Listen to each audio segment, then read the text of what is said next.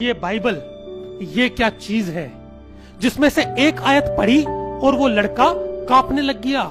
ये यीशु कौन है जिसके नाम से प्रार्थना करी और वो लड़का मेरी आंखों के सामने ठीक हो गया। ये यीशु कौन है? मैं शुक्रगुजारी करता हूँ हमारे खुदावन खुदा की कि उसने मुझे मौका दिया एक बार अपनी गवाही को बताने का और बताने का कि यीशु ही खुदा है। यीशु मसीह को जानने से पहले मेरी जिंदगी बहुत बेकार जिंदगी थी, एक बदकार जिंदगी में गुजार रहा था और लड़ाई झगड़ा सिगरेट शराब हर एक बुरी चीज की लत में मैं था। और एक दिन ऐसा हुआ कि मुझे अपनी जरूरतों के लिए पैसे की जरूरत थी, लेकिन मेरे पास पैसे नहीं थे। मेरे पास एक गिटार था और मैंने सोचा कि मैं अपने गिटार को बेच दूंगा और उसके बाद जो भी पैसा आएगा अपने गिटार को बेचने के बाद अपनी सारी जरूरतों को मैं पूरा करूंगा। तो अपना गिटार को बेचने के लिए मैं जगह जगह भटका, किसी ने मेरा गिटार लिया नहीं। फाइनली मुझे एक भाई मिला, इस भाई के बारे में मैं बाद में बताऊंगा आपको। एक भाई मिला, इसने कहा वहां पे चर्च है, वहां चले जाओ, वो लोग आपका गिटार खरीद लेंगे। मैंने कहा ठीक है। तो मैं जब चर्च में पहुंचा तो वहां पे एक पास्टर से मैंने मुलाकात करी और मैंने पास्टर से कहा कि मुझे अपना गिटार बेचना है, क्या आप मेरा गिटार खरीदेंगे? तो पास्टर ने कहा ठीक है राहुल, हम आपका गिटार खरीद लेंगे, लेकिन मेरे पास अभी पैसे नहीं है। एक काम करो, अपना गिटार यहाँ छोड़ जाओ और संडे को हमारे यहाँ पे एक छोटा सा प्रोग्राम होता है, उस प्रोग्राम को भी देख लेना और अपने पैसे भी ले जाना। तो मैं संडे को चर्च के गया अपने गिटार के पैसे लेने के लिए। तो वहां पे चर्च सर्विस लगी हुई थी और उस चर्च सर्विस के दौरान एक लड़का वहां पर आया अपने परिवार के साथ और उस लड़के की मम्मी ने बोला हम जगह जगह गए, मंदिर गए, मस्जिद गए, गुरुद्वारे गए, लेकिन मेरे बेटे का कुछ हुआ नहीं, क्योंकि उस लड़के के अंदर एक दुष्टात्मा थी, एक बदरू थी, ऐसा उसकी मम्मी ने बताया। तो जो पास्टर थे उन्होंने कहा आपका बेटा बिल्कुल ठीक हो जाएगा, लेकिन शर्त यह है आपको प्रभु यीशु मसीह को धन्यवाद कहना पड़ेगा आपके बेटे के ठीक हो जाने के बाद।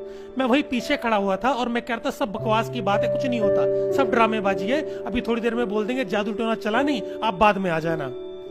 तो पास्टर ने बाइबल खोली और बाइबल में से एक आयत निकाली और उसमें से निकाल के पढ़ा, मैं आपके सामने पढ़ना चाहूंगा।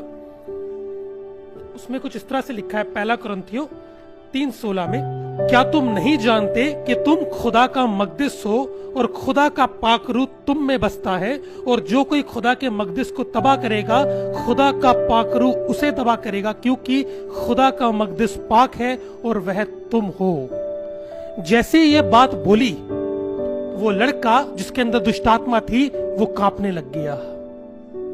उसके ऊपर हाथ रखा, प्रार्थना करी, वो लड़का मेरी आंखों के सामने ठीक हो गया।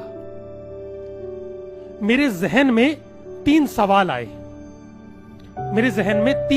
पहला सवाल कि ये किताब, ये बाइबल, ये क्या चीज है जिसमें से एक आयत पढ़ी और वो लड़का कांपने लग गया।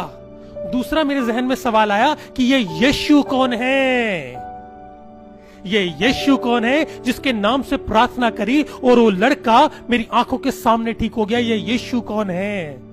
तीसरा सवाल मेरे जहन में आया, वो जो लड़का जब अंदर आया था उसकी टी शर्ट पर यहां पे एक हिंदू देव बना हुआ था, कोई हिंदू परमेश्वर बना हुआ था। तो मेरे जहन में सवाल आया, अगर ये परमेश्वर है जो इसकी टी शर्ट के ऊपर बना हुआ है तो इसके अंदर दुष्टात्मा क्या कर रही है? इस 3 सवाल ने मुझे परेशान कर दिया। इस 3 सवाल को लेकर के मैंने अपनी रिसर्च करनी शुरू करी, मैंने बाइबल को पढ़ना शुरू किया और मैं बाइबल को पढ़ता चला गया तो मैंने जाना कि बाइबल सच्चे परमेश्वर का वचन और यीशु सच्चा खुदा है जिसने इस पूरी कायनात को बनाया। थोड़े टाइम के बाद मैंने अपने दिल में प्रभु यीशु मसीह को बुलाया, मैंने अपने लिए प्रार्थना कराई। जैसे कि मैंने बताया मैं सिगरेट और शराब की लत में था। जिस दिन मैंने अपने दिल में यीशु मसीह को बुलाया, जिस दिन मैंने अपने लिए प्रार्थना कराई, उस रात मैंने दोबारा से शराब का गिलास उठाया पीने के लिए, लेकिन मैं शराब पी नहीं पाया, मुझे वहीं पर उल्टी हो गई।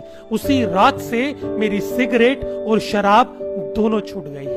आज इस बात को 10 साल से ऊपर हो गया है, मैंने सिगरेट और शराब को दोबारा हाथ नहीं लगाया। और उसके बाद परमेश्वर ने मुझसे बातचीत करी सपने के जरिए और बहुत से अलग अलग चिन्हों के जरिए कि मैंने तुझे कौम के लिए चुना है कि तू जा करके उनको सुसमाचार सुनाए, उनको बशारत इंजील करे।